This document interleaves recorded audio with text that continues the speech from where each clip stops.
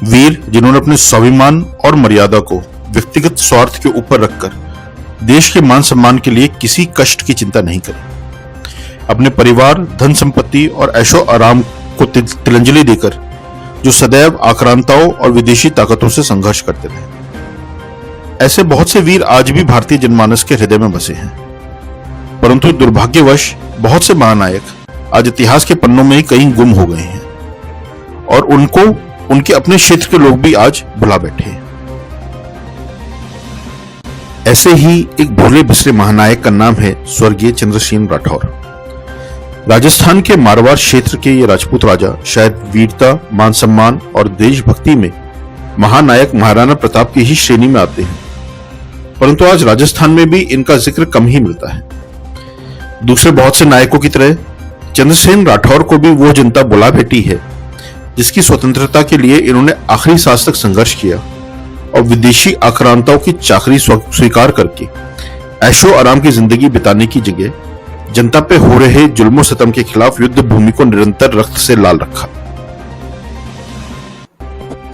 चंद्रसेन राठौर मारवाड़ के यशस्वी और शक्तिशाली राजा मालदेव राठौर की सबसे छोटी संतान थे।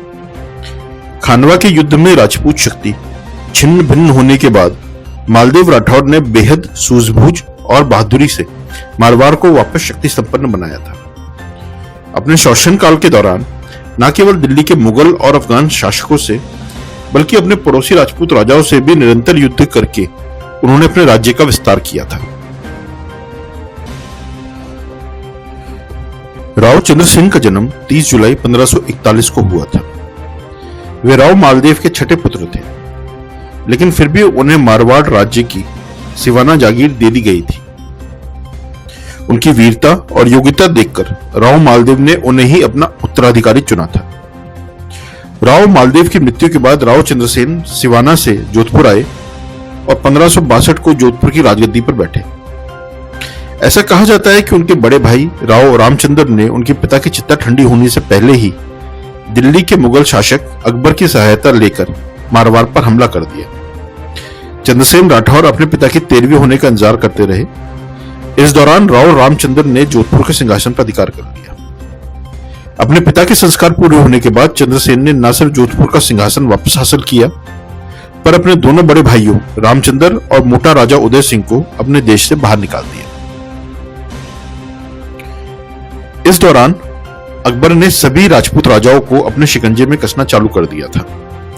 केवल मारवाड़ और मेवाड़ रियासतें अभी भी अकबर के विदेशी शासन के विरुद्ध थी। अकबर का सेनापति कुली खान जैसे राजस्थान में जमकर बैठ गया था। निरंतर हमले करके आखिर कुली खान ने 1564 में जोधपुर के किले पर अधिकार जमा लिया। राव चंद्रसेन ने अकबर की विशाल सेना से लोहा लेने के लिए भद्राजून जालौर को अपना केंद्र बना लिया और वहां से अपनी शासन व्यवस्था देखने लगे।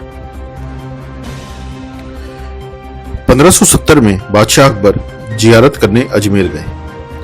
वहां से नागौर चले गए, जहां सभी राजपूत राजा उनसे मिलने पहुंचे।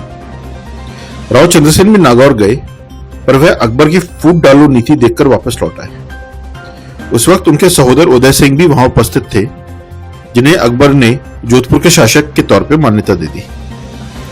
कुछ समय बाद मुगल सेना ने भद्राजून पर आक्रमण कर दिया, पर राव चंद्रसेन वहां से सिवाना के लिए निकल गए। सिवाना से ही राव चंद्रसेन ने मुगल क्षेत्रों अजमेर, जैतारन, जोधपुर आदि पर छापामार हमले शुरू कर दिए। राव चंद्रसेन ने दुर्ग में रहकर रक्षात्मक युद्ध करने के बजाय पहाड़ों में जाकर छापामार युद्ध प्रणाली अपनाई। अपने कुछ विश्वास पात्र साथियों को किले में छोड़कर खुद पिपलौद के पहाड़ों में चले गए और वहीं से मुगल सेना पर आक्रमण करके उनकी रसद सामग्री आदि को लूट लेते। बादशाह अकबर ने उनके विरुद्ध कई बार बड़ी सेनाएं भेजी, पर अपनी छापामार युद्ध नीति के बल पर राव चंद्रसेन अपने थोड़े से सैनिकों के दम पर ही मुगल सेना पर भारी रहे। 1571 में मेवाड़ नरेश राजा उदय सिंह, जो महाराणा प्रताप के पिता भी थे, उन्होंने चंद्रसेन राठौर को अपनी पुत्री से विवाह करने का प्रस्ताव भेजा, जिसे उन्होंने सहर्ष स्वीकार कर लिया। राणा उदय सिंह का साथ मिलने से राज चंद्रसेन की ताकत में इजाफा हुआ और उन्होंने मुगलों पर नए उत्साह से आक्रमण करना चालू कर दिया।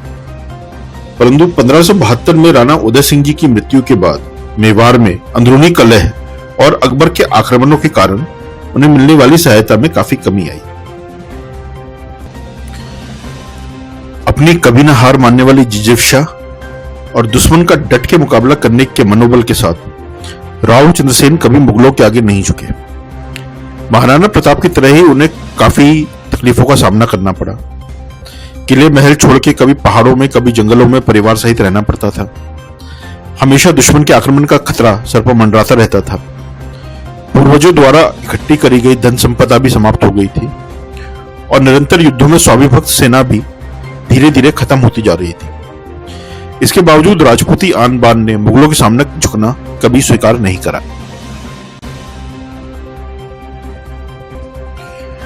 (1576) में सिवान के किले पे मुगलों के अधिकार के बाद राव चंद्रसेन ने अपने रिश्तेदार डूंगरपुर के रावल अस्करान को मदद के लिए प्रस्ताव भेजा, पर मुगलों की दास्ता स्वीकार कर चुके रावल ने न सिर्फ मदद से इनकार कर दिया, पर राव चंद्रसेन की खुफिया जानकारी भी मुगल सेना को दे दी। इस तरह हर तरफ से घिरने के बावजूद राव चंद्रसेन ने कभी हार नहीं मानी और सारंड के पहाड़ियों में स्थित सुरंद को अपनी राजधानी बना मुगल फौज के साथ छापामार युद्ध को जारी रखा। 1581 में 39 वर्ष की अल्प आयु में राव चंद्रसेन ने देह त्याग कर दिया।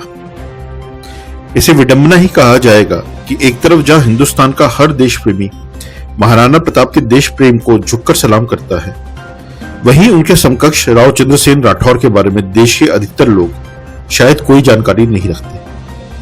हम अपनी तरफ से भारत माता के सच्चे सबूत को कोटि कोटि प्रणाम करते हैं। लेटेस्ट खबरों से जुड़े रहने के लिए देखें हमारा YouTube चैनल, करें लाइक, शेयर, सब्सक्राइब।